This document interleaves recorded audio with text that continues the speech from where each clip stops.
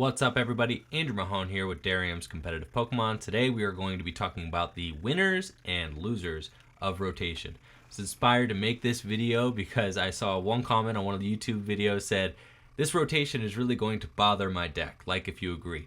Thought that was pretty hilarious. This rotation is going to bother a lot of decks, but some others it really buffs up. So I want to talk about which decks are going to be the most successful post-rotation and which decks are going to hurt the most. Now, I'm only going to be talking about decks that are pretty much already existing.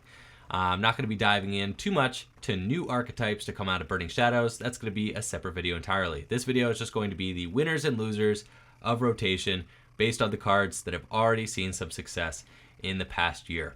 Going to get started right away with the losers of rotation. Now, these losers lost a lot of cards, are going to struggle to keep up because of the cards that are rotating, and may have to adapt new strategies if they are still viable decks at all.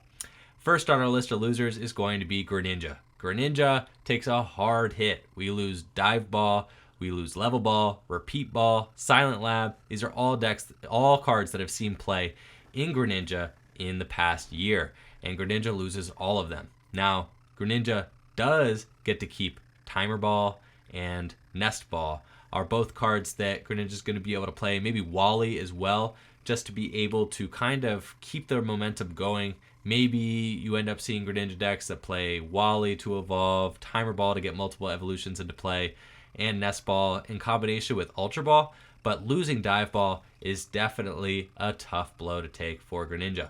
So Greninja still stays legal because it's in that break point set. Rotation is breakthrough on, so Greninja stays in play, and only time will tell if this archetype is able to adapt and continue to see success in the upcoming year. Next on our list of losers is going to be Decidueye, and Decidueye GX probably gets hit the hardest next year in rotation. So coming up in September, Decidueye GX loses Trainer's Mail, Shaman EX, and Forest of Giant Plants. That's really rough for this deck and archetype to take because the deck thrives on getting as many Decidueye into play as quickly as possible.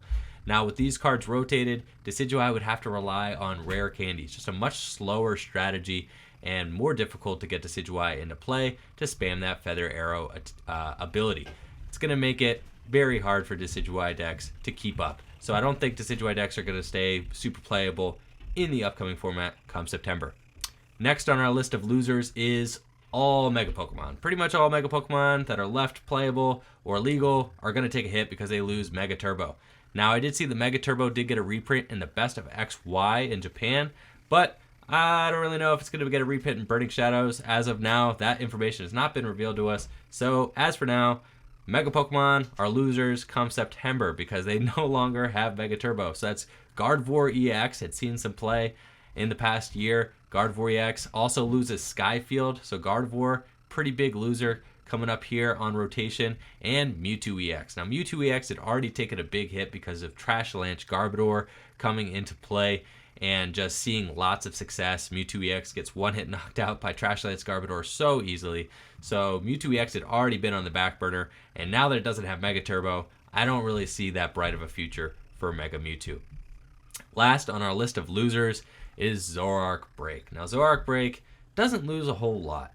I mean, it loses Team Magma Base. That's pretty much the worst of its losses. You can't power up Drampa as easily. You used to be able to get a very quick turn 2 Drampa with Team Magma Base, Berserk hitting for 150, 180, and it was just very aggressive. Now that you have to rely on Rainbow Energy to damage your own Pokemon, the quickest you can get a Drampa, unless your opponent plays into it, is you can get Drampa swinging for 150 on turn 3 with Rainbow Energy to activate the damage clause of Berserk's attack. That's not great, but it's not the total nail in the coffin for this deck. The worst thing for Zoroark Break is the introduction of Gardevoir GX into the format. Gardevoir GX is a fat 230 hit point GX Pokemon that resists Dark. I mean, that's pretty much horrible. And Gardevoir GX doesn't even need to play a lot of bench Pokemon. So Zoroark's going to have a tough time keeping up with Gardevoir GX. Also, Gardevoir GX just knocks out Drampa very easily. So I see Zoroark Break being a big loser come rotation. Now to talk about the winners. The winners of this format may get some cards that help them out, but also probably don't lose much. First on our list of winners is going to be Volcanion EX. If you got a Volcanion EX deck built up, good for you, because that deck stays good next format. You still got Turtonator, you still got Volcanion EX, you still got that little Volcanion being able to power up your benched Volcanion EXs. You still get Max Elixir. I mean, we just still got a lot of things at our disposal. You don't lose Starmie either. And you gain Kiawe, awesome supporter card, able to just search your deck for 4 fire energies and attach them to any of your fire, any one of your fire Pokemon in play. Ends your turn, but just a great turn 1 option. Also great for just powering somebody up mid-game if you happen to fall behind on your energy attachments. And Volcanion also gains Guzma. Now, every deck gains Guzma, but Volcanion is able to use Guzma better than most decks. And that's because Volcanion's Volcanic Heat attack requires that you come back to the bench in order to use it turn after turn. Volcanic Heat says that this Pokemon may not attack during your next turn, but if you're able to Guzma, you can perhaps promote a different Pokemon with Free Retreat or a Float Stone attached, or maybe your Starmie, right?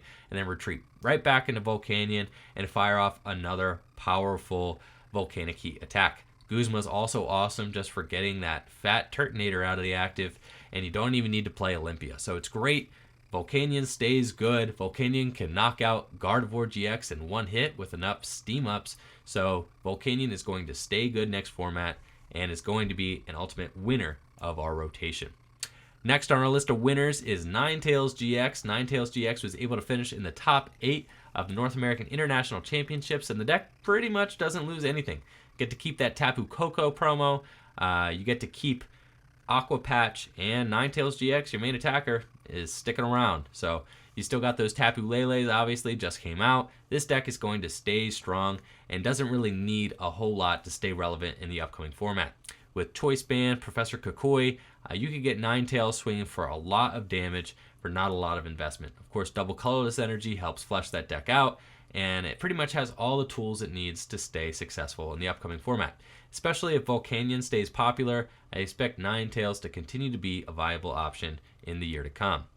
Up next, we got Drampa Garbodor. Drampa Garbodor is in a similar position to Zoroark Drampa. However, Drampa Garbodor, I think, stays a winner in this format just because even though it loses Magma Base, it does gain some other options. We can use Marshadow, perhaps. If you wanted to play a toolbox version of this deck, you could use Marshadow, and Marshadow can hit Drampa for weakness. It also can copy numerous Pokemon's attacks. I mean, you could use Marshadow to copy a Tauros. You could use Marshadow to copy a Drampa. You could use Marshadow to copy Necrozma even. I mean, there are a bunch of different Pokemon that you can copy with Marshadow. And I think Necrozma is also a kind of unique addition, could be used in a Drampa Garbodor deck as well. Just that ability to do 100 damage to all Pokemon EX and GX on the field would be a great surprise attack. Maybe you got one in the discard, you can use Marshadow to use that attack. Maybe you end up putting Ninja Boy in the deck and you could do a surprise Necrozma play. Also, Necrozma has that awesome ability that walls off your opponent's colorless Pokemon from attacking it. And then, of course, Garbodor, Trashlands Garbodor from Guardians Rising. It's just an amazing card, which is going to just continue to see play. And I think Drampa Garbodor just stays relevant, stays good in the upcoming format, even though it does have some challenges on the way, like Gardevoir GX. It does stay relevant and stays powerful nonetheless. Next, Tapu Coco GX. Tapu Coco GX is a huge winner of this format. It's kind of been on the fringes of playability up until this point, but now that it gets Super Scoop Up and Acerola, this deck is ready to fly. I think, let's see, I got a copy of one right here, and this card is going to stay good. That Arrow Trail ability allows you to bring a Tapu Coco GX into play and take all the energy wherever it is on the field, and you bring it onto your Tapu Coco and bring it into the active. It's kind of like this Bust-In ability. There was a Dragonite that had a similar ability a few sets back, and it just allows you to bring all the energy onto the Tapu Coco and attack with it. Now, the cool thing is that now that we have Super Scoop Up or Acerola, you can bring another Tapu Coco into play and use that Arrow Trail ability again once your original Tapu Coco gets damaged. and you could swap the energy, and then you can use Super Scoop Up or Acerola to bring the damaged Tapu Coco out of play and allow yourself to continue streaming those Arrow Trail abilities. Super awesome, and lots of synergy that's going on there, and I think that this deck is really going to take off now that you have these cards that just jive so well with the logic of this deck. So Tapu Coco GX, huge winner in the upcoming rotation. Last on our list of winners is going to be Tapu Bulu Vikavolt. Now, Tapu Bulu has been a strong archetype, was able to finish in the top 32 of the North American International Championships, and it's just been kind of an outlier. It's been on the fringe of success, but I think it stays strong in the upcoming format. I mean, it really only loses versus Seeker. Everything else is just good for it. I mean, we get Guzma, which helps you get your Tapu Bulus out of the active, even if they have a choice band attached, and it gets to keep pretty much everything else. I mean, it loses teammates. Some Tapu Bulu decks were playing teammates to help set up their Vikavolts.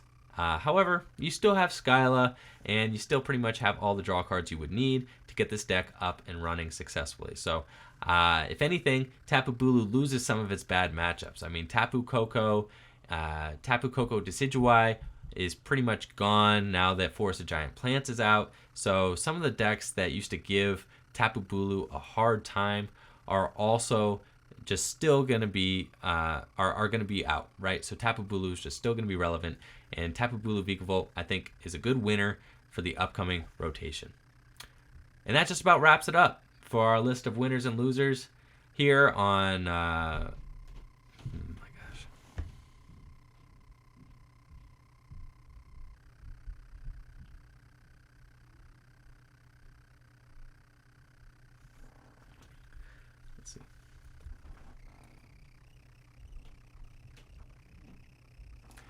another winner on our list of winners for the upcoming rotation is going to be Metagross GX. Metagross GX doesn't lose a whole lot coming into the next. Metagross stays bad. And that wraps it up for our. And that wraps it up for our list of winners and losers of the upcoming rotation. I'm really excited to get these new cards in my hand so I can start showing them off to you guys and just talk about these new decks, how to construct them, and what's going to make them really shine in the upcoming year. Thank you for checking it out. Take it easy. Like, comment, subscribe. Let me know what you think of the video in the comments below. Peace.